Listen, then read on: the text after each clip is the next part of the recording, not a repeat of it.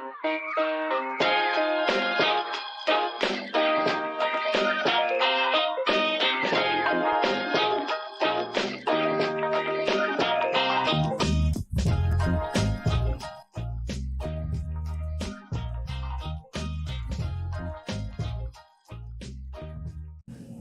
hello, hello. Welcome to a weekly review of Sean's Rock. I am Sean the Key and Torres here. And of course, I'm joined along with. And it's your boy, Rock the Mike. Welcome back. Beautiful Monday. Yes, it's a nice Monday. 2 shows in a week. But actually, these 2 shows are going to kind of be combined to be one show. So it's a pretty exciting week. That is very true. All this is going to culminate at the end of the week on Friday when the chefs go head to head. Yeah. Head, but head Is it a boxing match? Pretty close. Pretty close. So for our listeners who can kind of tell, we're in a different location. And if you want to go ahead and tell them where we are. Yes, welcome. Chef David Reyes from Haiku over here in downtown Tampa, executive chef, joins us today. He is our second of 2 interviews.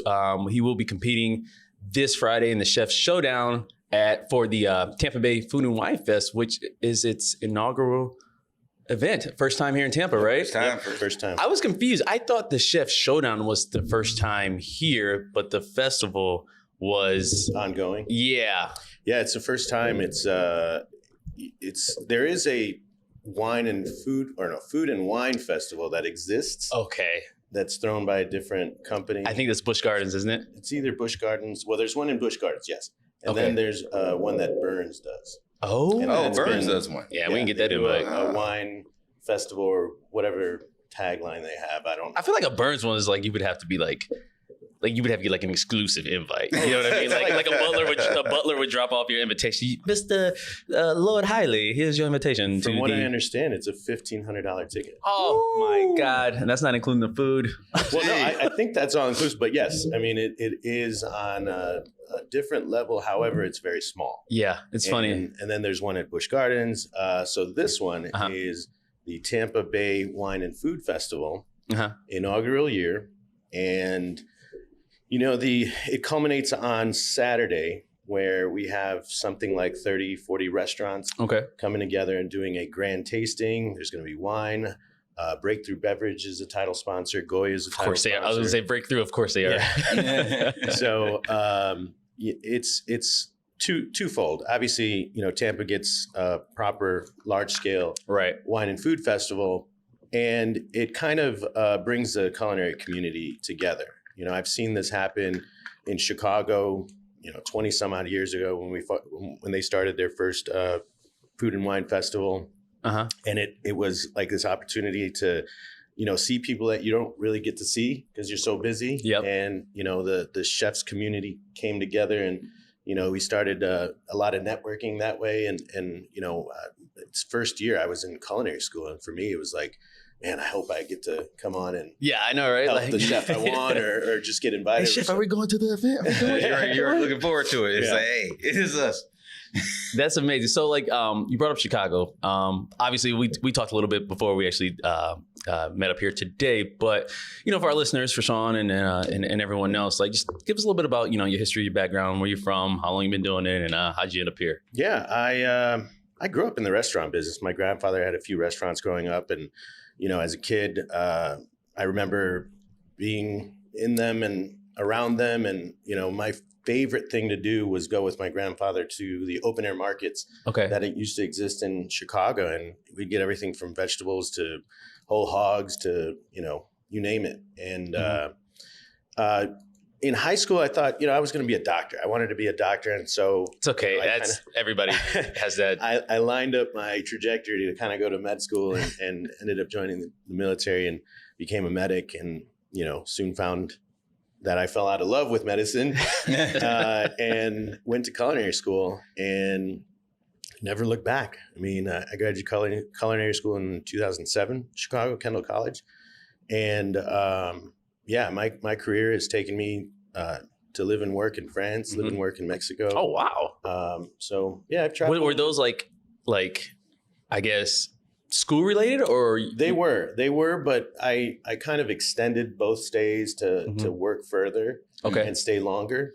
But yeah, growing up in Chicago, I grew up in inner city Chicago and, Yeah, I know how that. I'm not too far. I'm from Grand Rapids, so I know I've been to Chicago plenty of times. Yeah, and Humboldt Park back in the 80s and 90s was definitely an interesting place, birthplace of a lot of your favorite street gangs. Yep. And it was a very diverse community. A lot of Eastern European migrants, obviously Mexican, Puerto Rican, very large Puerto Rican contingency. So growing up, I had the opportunity to eat a lot of different foods. Right. You know, one of my favorite things my mother would make was stuffed cabbage that she learned from one of her Polish coworkers. And, you know, my grandmother's favorite restaurant was a Chinese restaurant in Chinatown that was just authentic and amazing, you know? So I had a very, looking back, I had a very diverse upbringing in food, you know? So, and of course my mother cooked at home all the time.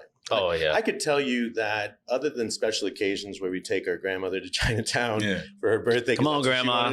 Off to Chinatown. Hope you've been working on your Mandarin. We really didn't go out. Like, you know, McDonald's was only if you got good grades. So I never went to McDonald's. My sister went to McDonald's. She went all the time, right? We got McDonald's at home. So, man. Another D. You ain't getting D's today. No, it was definitely, you know, a special occasion place, and you know, I certainly don't regret that.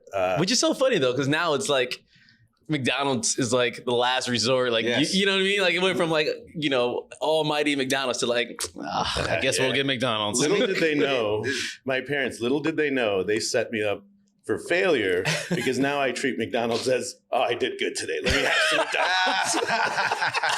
let me reward myself. Right. Kind of went backwards there a little bit. Oh man, that's great. So go ahead. So you were saying that basically food, this being a chef, wasn't your first calling by no means. No. You did some time in the military, you know, and veteran thing for your service. Likewise. But that being said, how do you did you kind of fall into it? Or did you? So, you know, growing up around it, you know, my hands were in food from a very young age. And that was, you know, I wrote an essay to get a scholarship when I started culinary school. And that essay spoke about when I went to my grandmother's house and I sat down at her table, it was rude to get up and get yourself something. You know, for her, it was offensive almost. And the overwhelming feeling that I would get when I would go to my grandmother's house was nothing's missing. And so I wanted to convey that feeling in my career. And I think that was the sole purpose I wanted to really continue it or start a career in the culinary arts. But really, it's just been a continuation of having my hands in food, being around food. You know, it was an important part of my family. Sundays after church, we'd always go to a different restaurant or go to a restaurant. Right. That, you know, my parents, it was very, very diverse. We could go get sushi or empanadas or gorditas or Puerto Rican food or. Yeah, nothing's off the table. Yeah, nothing's off the table. And you know, so it was an easy kind of transition into continuing, you know, that education and that work. Needless to say, I got the scholarship. Yeah, wow, this is amazing. It's funny you bring up, you know, coming from a diverse environment, and you know, I had a similar in my high school. It was very diverse, but it's amazing how, you know, when you try all these different cultural foods and, you know, and visiting these places, whether it's Chinatown, whether it's, you know, an Eastern European restaurant, whether it's Italian, whether it's Moroccan, I don't know, that just came to mind, Moroccan for some reason. It's good food. How does that, do you think that makes you a more creative and versatile chef today? Because you've had so many different things versus someone who, say for instance, maybe grew up in Italy and all they know is Italian type dishes.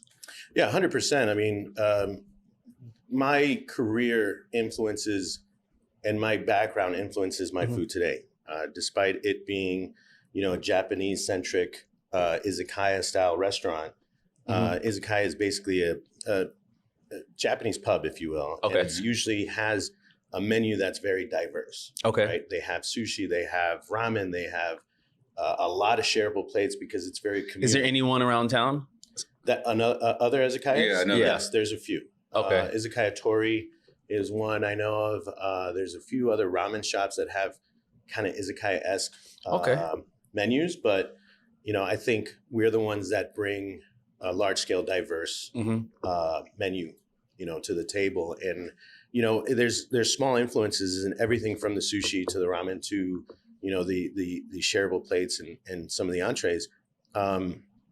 Knowing that these ingredients exist, knowing how to use them.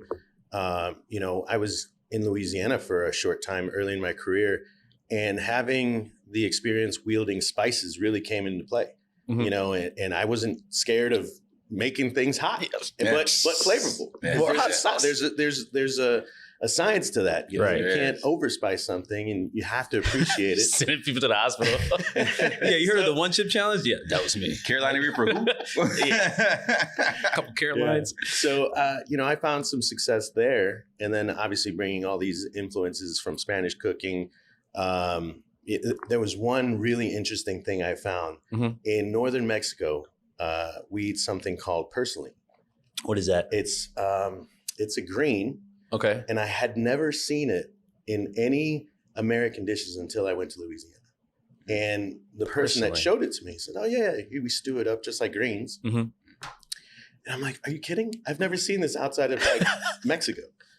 So there was these common bonds, that I found very interesting. And you can certainly take a deep dive into food anywhere you go, and it ties into culture hand in hand everywhere you go. Do you have a favorite, for certain cultural food that you just like, oh man, that's above everything else? Oh man, that's hard. All right, if you're on death row, electric chair, and you get one last meal, what is it? The longest one I can find. Yeah.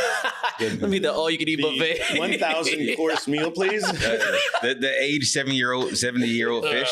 That one. That's the one that I want. I'm still eating. You can tell I've had that question asked many times. Huh? No, I think comfort food for me is Mexican, right? Right. I could cook it with my eyes closed, and I can't wait to do it again at some point in my career. But anything my mother made growing up certainly sticks out. Anytime I go visit her, it's certainly, I give her a short list. Of, hey, can we have this, and this, please? You got the chef as a son, but she still does cooking. She's taught me more lessons than I care to admit. I mean, there's one thing I did teach her. It's how to make pasta. And when I had my restaurant up north, you taught her, or she let you teach her? Yeah, just make you feel good. I've never made it before. Show me, please. She had never made pasta before, because pasta is not one of the things that you grow up doing in Mexico. So I taught her, and in a very short time span, she made it better than I did. So you got to be careful. That might be a competition soon. Chef Reyes is going up against a special guest, his mother. His mama. Never lost. Undefeated. Never lost. That is amazing. That's amazing. Yeah, when I had, just really quick, when I had my restaurant, she would come in for a couple hours a day and do prep. And that's how she, made all the pasta and all the soups. Okay. Great soups, great pasta. I believe it. So kind of going back to what Rock said about, how about your different locations influence your cooking? When I lived in Louisiana for a while, boudin, which you can't find anywhere outside Louisiana, is phenomenal. Oh, it's so great. Was that something you think? What is it? What is it? Boudin. Yeah. Boudin. Okay. It's sausage essentially, but it's a loose sausage, and it's usually comprised of anything from fish, ground fish, rice, spices. You get hot boudin, cold boudin. There's pork boudin. There's any mix. This is like a whole nother language to me. Yeah. Right. When I cook, if it has more than 3 directions, it's too much for me. I'm sorry. Oh, I don't cook it. That's why I buy it, and then I try to find a restaurant here to make. And actually, here's a restaurant here that does make it, but it's not. It's not the same. You want to hear a funny story about boudin? Like you, I came to Louisiana and I found that exceptional dish. So I had a purveyor in Louisiana that we bought a lot of our meats from, and he's like, one day I want to take you fishing. I said, perfect, love to go fishing. And before we set off, we stopped in this. We're in rural southern Louisiana, right? We're looking for this boat. You boys lost? Nope. GPS is on. We're looking for this boat launch, but we stop into this gas station, and he said, "Get ready to have something you've never had." I'm okay. Oh, I'm going. I'm sorry. That's all I need to hear. Like, yo, hit the gas. I'm in Louisiana too, and it's at work. Yeah, we're out of here. So he comes out with 2 bags, and they have boudin. And I think to myself, I know boudin's a sausage, but out of a gas station? I'm telling you, and though. they made it there, and it was the best boudin I've ever had in my life. I wish I knew where that gas station curious. was. There is, I think, because leaving Louisiana on I-10, there is a gas station out there, and the same thing. We stopped in, and I'd had it before in other places in Louisiana, but we were leaving. I was like, okay, I want some boudin before we leave because it's gonna be a while before we got back. It was at a gas station. It was a little ring-a-ding gas station, but wow. When it came out with the boudin, I was like, oh, this melted in your mouth type of good. It was Listen, I'm gonna take you guys' word for it, and it's probably delicious, but you're not gonna catch me in Louisiana at gas stations picketing boudin signs. Where's the big up boudin? Damn it! Sometimes you don't know what you miss, but I say that to go. So like Louisiana, that's one of those staples you can find there that all Louisianans know. But when they found you're not from there, like, oh, we got something for you to try. Yeah. That's your thing. So you also lived and worked in France and other places. Do they have staples like that there that you? Oh, absolutely. Yeah. What's some of those staples? So in southern France, Niçois cuisine. Niçois? Yeah, it's very focused on the vegetables that are available in southern France. Okay. And they pride themselves in obviously having a lot of fish in their cuisine, but they use every part of the lamb or the goat. Mm-hmm. And I had more than a few dishes with heart in it.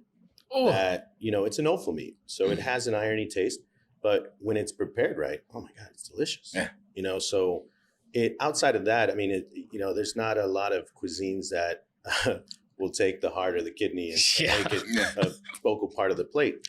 That's something that I came down there to learn. And foie gras, of course, it's foie gras country down there. They cultivate a lot of goose and overfeed them and make their that's nice rich. Oh man. I would eat a heart, but don't tell me it's a heart until after I eat it. That's how I eat. I'm like, oh, what is that? Was delicious. Oh, that was pig heart. Oh, where's the bathroom? No, what the funny thing is? One of my favorite dishes growing up was pozole and menudo. Pozole and menudo. Yeah, menudo in particular is tripe, cow tripe, the stomach, and it's stewed out, and it's this gelatinous, rich goodness in a deep broth with hominy and other vegetables typically, but man, you put a big bowl in front of me, I'm happy. That's probably my last meal. The tripe? Yeah. The cow tripe? All right. Jailer, this isn't chitlin town. This may sound confusing, but I need you to get a stomach from a cow. Boil it. So, Chef, I want to get into some of the questions for the showdown, but before that, I had one more. So I've been preaching about this since we met, obviously with the haiku. So is this all like everything on the menu is from you, or is it just a mix of other chefs as well? No, I've written every menu that we've had. So I'm glad you said that, because you know what I'm going to say. That pork belly, I don't know what it is, the skewered thing. I forgot the name of it, but I told you this before we went on. That is the best thing I have ever tasted. I'm not lying. I'm not just being one of those guys, oh, it's the best thing ever. No, literally, I was sitting down. We were doing a kind of like a Christmas party for our real estate group. And I was like, oh, I guess I'll order the pork skewers or whatever. Belly yakitori, yeah. And I took a bite, and I thought like I had ate some candy or something. I was like, wow. Like what? I'm crying now a little bit. Like I'm tearing up a little bit just thinking about it. That was the greatest thing I've ever tasted. You don't have to tell me the secret how to make it, but if you bring in that type of Marty, I'm sorry, I love you, but shit, man. If he brings anything resembling close to that to the Chef Showdown, are you turning on Marty already? I'm not turning on Marty, but my stomach. Listen, but you know what they say? Go with your gut. Yeah. I'm going with my gut because that was delicious. Marty, you heard it here first. He turned on you. You know what? The funny thing is, as simple as it might seem on the plate, it's pork belly that's been braised and pressed. Okay. Right. And when you order it, we put it on a wood-fired grill, so it imparts a little more flavor. And then we brush it with this glaze before it goes out.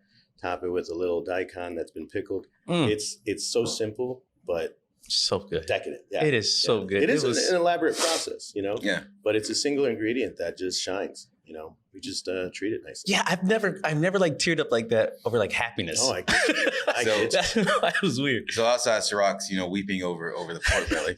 What do you consider your main? This is the one I create when I want to make something special for someone who's coming to the restaurant.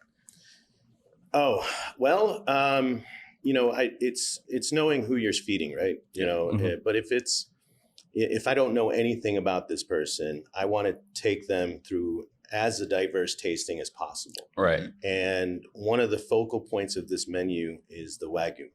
So I came up with this dish because we had started with American Wagyu. Mhm. We then went into Australian Wagyu at one point in the menu, and then we started bringing in true Japanese Wagyu.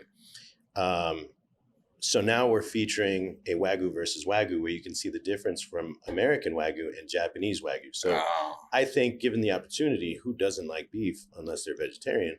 That's what's going to be on the menu. And the interesting thing about Wagyu is, in the United States, it's about 50-50 Angus, which is the American breed of cow, and Wagyu, which is the Japanese cow. And Wagyu really just means cow in Japanese. So when we say I did not know that. I don't know. I was literally Wagyu, like nodding my head, like, right, of course. And I'm like, okay, so Angus is American, Wagyu's Japanese. I mean, they marketed the Angus. Oh, the aged Angus. Yes, Angus. So Wagyu beef. the top 10% of Angus cow is black Angus, and that's whenever you see that, it's the exceptional tier of American cow. Australian is about 25% Angus because they use a lot of Angus cow, or mostly Angus cow in Australia for their beef. So the They're cow is well known for their the beef. cow is actually the Angus cow. Yeah, it's an American Angus cow. It's bred to produce beef. Oh, that's terrible life, isn't it? You're really here to eat for us to eat you. You're delicious. Hey, we gotta survive somehow. Yeah, that's true. Yeah. So the Japanese cut is highly marbled, which is basically the fat content within the beef. Beef is graded between 1 and 5. A1, when you hear A5, that's the top quality beef. Okay. Now, the second thing to know about when you're having Wagyu is the marbling score. And it goes from 1 to 12, 12 being the most marbled. And, some Japanese beef comes over and it looks white, because it's so marbled. Wow.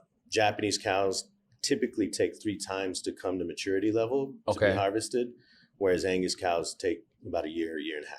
Oh, and that's something that you probably wouldn't see, on a menu as far as like description. It probably would just say Angus beef or. No, yeah. We played with a few different ways to kind of help educate our customer, but the reality is our service, their staff, it's something we go through a lot. So if the customer is interested in learning more or what makes it different, they certainly have the information they need to give to the customer. Otherwise, I don't want to, I'm not going to give you a whole story, a breakdown, because there's so many other. Yeah, I mean, like, you're not Gordon Ramsay trying to educate you.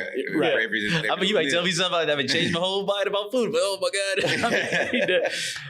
So wait, do I want to eat this now? Yeah, right. So that's something special that's on the menu, an opportunity to see side by side what the difference is. That is pretty cool. Yeah, and some people love the American one more. I mean, it's what people are used to. I mean, but now that I know there's something better out there, it's just like that could be like one of those points that you're at a dinner with some strangers, like, this is the American Angus. But you guys ever tried Japanese Angus? Like, do tell. That's when you meet that one smart guy at the table. No, you're not smart. Anybody else at the table? Yeah, like the camera like ripples out. I'm like, you go have a little flashback.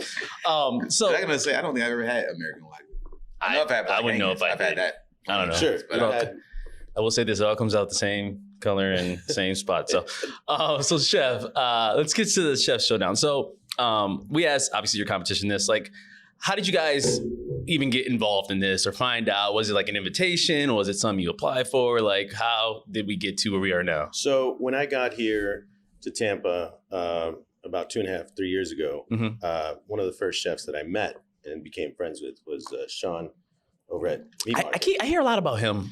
Great guy. I mean, Meat Market's a quintessential restaurant. I got to try that. Mark, you been there? I haven't been there either. I've heard it's great, but I haven't been there myself. They really, I mean, brought a high level of food and service, and the ambiance there certainly is very, very nice. So anyway, I became friends with him. We had this relationship. He would come to Haiku. I would go to Meat Market. Mm-hmm. Got to know his cooks a little bit, and you know, when the opportunity came, obviously he's at the center of bringing this festival to Tampa from Miami, because he had a restaurant in Miami, that Meat Market in Miami, or somewhere around there. Right. So he had competed himself and then became a judge, and now, you know, he was a catalyst to bring the festival here. So he's like, hey, I need to find somebody to do a competition for sushi. Are you in? And I said, yeah, we're not really a sushi restaurant, but we have sushi on the menu. However, I'm in. I'm a competitor. Extremely competitive, yes. I'm excited. Now I'm excited. I'm not trying to hype anything up. Most chefs are. You have to be. Yeah. You know, you're in an art. It's a trade, but it's an art, right? And that's one of the things that makes it so beautiful, is that, you know, there's art in you know, doing all this. It's like, now you understand why you pay the prices you do for certain meals. You may not agree with, you know, whatever portions and everything like that, but you got to understand, like, someone like literally put this together, you know, from years of experience and creativity, just for you to enjoy, you know, a couple minutes of their dish. And it's like I said, you know, given the pork things, like, majority of people can't do that, or maybe they can't. I don't know, but it was delicious. That particular dish involves a lot of history of learning how to cook pork. See, right? Told you that. So practice. You're absolutely right. It still takes practice. He learned it over time and made it and perfected it. Yeah, it takes practice. Yeah, I love it. So go ahead. We talked to Chef Martin. Obviously, he's in. We questioned him about the chefs he's taking. He's just gonna be himself. He doesn't know if he's gonna take a sous chef or not. But from the competitions I've seen, I don't know if you ever watched any good competitions. Only on what's that Netflix thing? Chop, is it? Yeah, I've seen that. Yep. They all have a sous chef. Are you going to take a sous chef with you? And if so, who? Oh, I'm so here Colin. I have a sous chef, a very talented guy that used to work for P.F. Chang's, who can run a wok like nobody. Mm-hmm. And then we have a sushi chef who has, you know, had a big part in the success of our sushi program. Mm-hmm. Truth be told, we only have 9 or 10 rolls, and then a lot of different types of sashimi and nigiri, and you know, the periphery of the sushi menu is definitely very evident and strong. So we don't have your typical everyday. We don't have cream cheese. Mm-hmm. We have a California roll, but it has jumbo lump crab on it with salmon roe. Thank God. I'm just saying. It is decadent, right? So the man that helped me put this together is going to come with me. And he didn't want to. He's a little shy, and he'd rather just do his routine here. But I was like, there's no way. Yeah, you've got to come. And that's, you know, that was a different question I had. But, you know, how important is it, you know, I mean, one, you obviously, you know, whether you're the head chef, executive chef, or you're running the place, how important is like the right team at the restaurant that makes it? I mean, I'm sure it makes a huge difference. You know what the funny thing is, if I'm honest, I'm more proud of my team building skills than I am any menu I've ever written. And, you know, Haiku to me was an opportunity to put to practice a culture that has taken me a long time to learn. And it's a little different than what you're typically used to in a restaurant. Mm-hmm. I sit down with everybody that works in the kitchen and find out, you know, what their family names are, you know, how many kids they have, what their goal is for the next 3 so you don't have any kids, so you should be able to work this weekend. That's what you say. That's behind the question.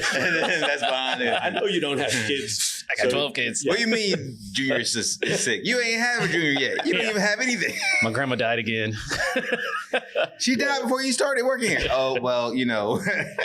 So it's an important aspect of what I'm doing here, because I need everybody to believe, you know, and finding out what motivates them and help them achieve their goals personally. Like I had, when we opened here, man, knock on wood, I had 5 ex-executive chefs. It was the end of COVID, well, towards the end of COVID, and a lot of restaurants had shut down. So we had a lot of talent here, and you know, not everybody was paid like a chef, right? Yeah, I'm sure there was some. And that's the thing. I won't be able to pay them what I think they deserve or what they think they deserve. So I have to give them something else. And that's the culture here. Right. Is we'll give a shit. We give a shit about you. You want Friday off? Cool. We'll pull together. We'll figure something out. Take Friday off. Do your family thing. You know, oh, your birthday's on Saturday? Fine. Take it off. You know, that's unheard of in the restaurant. Oh, yeah. Those are the two of the hardest days to take off, period, in the restaurant. Yeah. My first response to it's my birthday on any given day that we're working is like, dude, what are you, 12? Like, come on. Yeah, I am not that birthday. I don't hate it. It's just like, yo, it's your birthday next year. Like when you're 21, you still celebrating that. The only thing I remember that's my birthday is because I get that notice like time to renew your car registration. I'm like, oh, it must be my birthday coming up. That's because you haven't been through anything. See, me, I enjoy my birthday. And up until that point, I was like, hey, birthday, whatever. But once I hit that certain It's not a celebration. It's going to happen regardless. Right. It's still a celebration. Every year on Earth is a celebration. Yeah. Yeah. So that's funny. But I usually end up giving them the day off, right? Right. At least I try. But when I go to a table side, if somebody's celebrating their anniversary, I always make it a point to say, you know what? You don't have to do anything to get to your birthday. So nothing special. But an anniversary, two of you have to get together and decide you want to be together for another year. Exactly. So congratulations. Can you say that to the camera and let my girl know? This exact. This man has been working hard. Very hard. No, he ain't. No, he ain't. So Chef, before we got on here, I do some research, obviously, and when the Chef Showdown, I know they have the sushi, they have, I think, seafoods category, truffle, pasta, burger, and I think, and fried chicken, and one more. So, I asked Martin this. I say, listen, I know you're in the sushi one. However, is there any other category that you feel like you would do well in? Any other category you would do well in besides sushi? I would. All of them. Completely, all of them. Yeah. If Sean would have said, you want to compete in battle chicken? I'm like, hell yeah. I don't know what that is, but yes. Yeah, and the two guys that they got to do that battle are really fucking good at what they do. Who's doing that? Can you look that up real quick, Sean? Who's doing that battle? I can't remember the other one, but I know King of the Coop. But both of them have really highly touted restaurants for chicken. So it's the same judges for every category? Yeah. Okay. So picture yourself as you a judge. What would you look for in a dish? Not only in, the five, but specifically sushi. Like, what would convince you for the win? The composure of the dish obviously has to be excellent, outstanding, outside of the box. I'd look for, doing something that's not a typical sushi roll. Right. Like, surprise me. Right. Yeah. I want to be surprised. I want the presentation to be, again, out of the box. Mm-hmm. And I want the presentation of the food to be out of the box. In other words, the show, because it's a competition. And you have to, not only does the food have to be good, but the show putting it together has to be, in my mind. Right.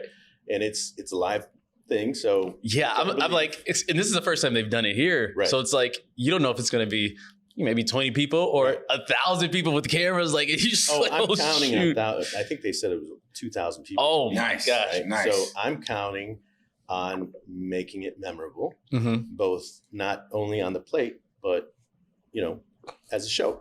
So there's no standard yet. Right. We'll set a standard. Yeah, this is the first time. Yeah. I'm excited, man.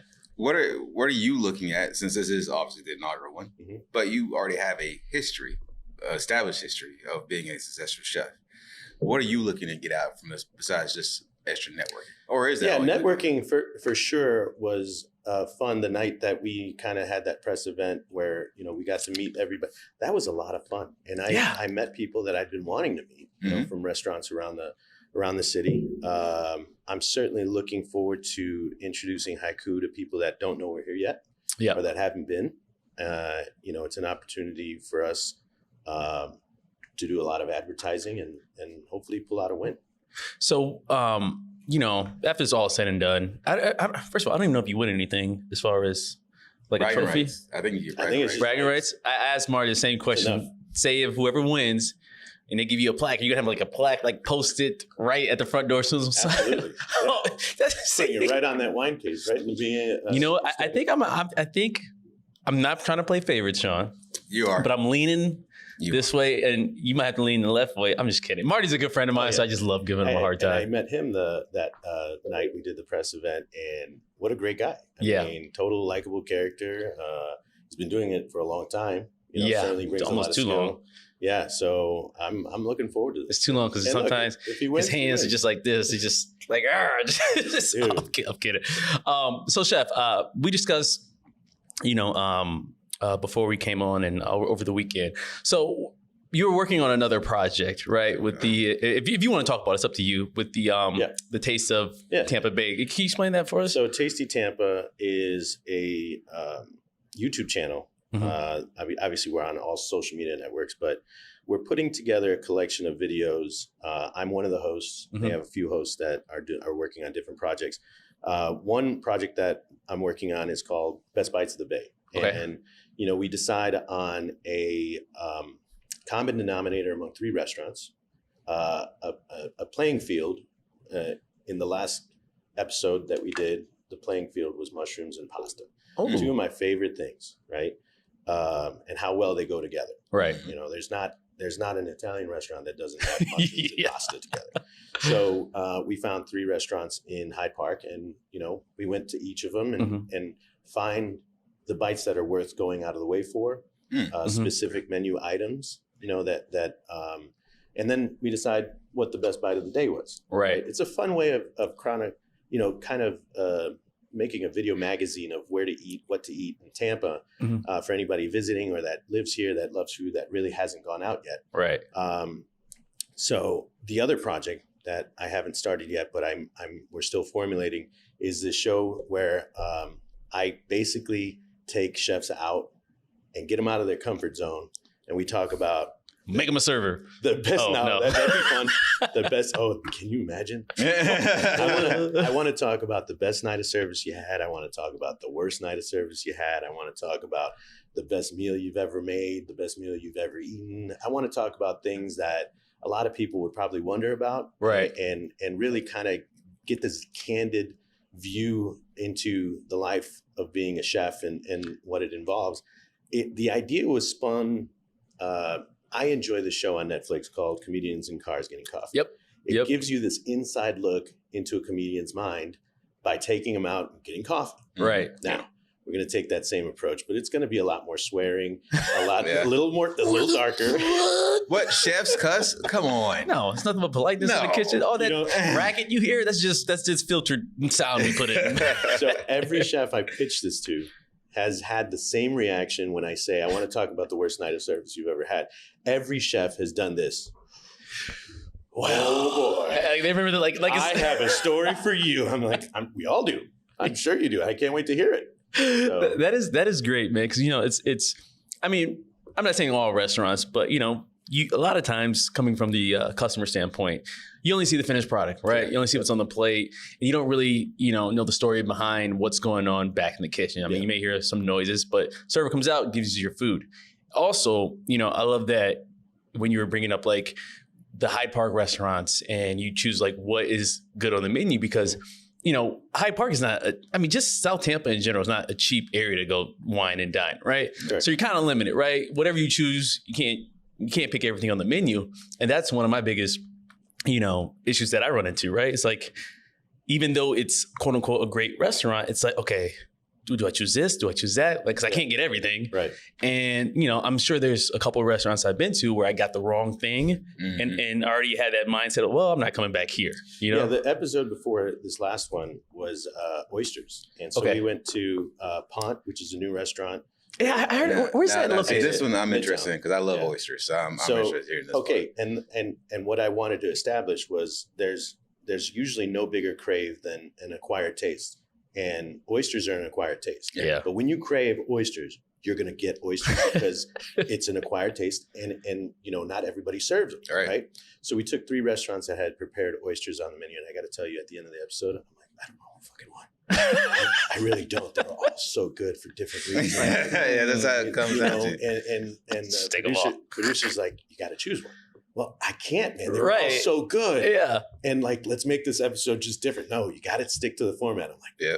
All right, fine. I know, because if you choose one, it almost makes the other seem like they're unworthy. No, they could all win. The fact of the matter was, but you know, the restaurant that did win, I mean, presentation really is what took the cake. I mean, man. If you haven't been, is an amazing restaurant. I've only been there for a few years. There's quite a few restaurants on the list I haven't been to yet. Like Prime, I haven't been to Prime yet.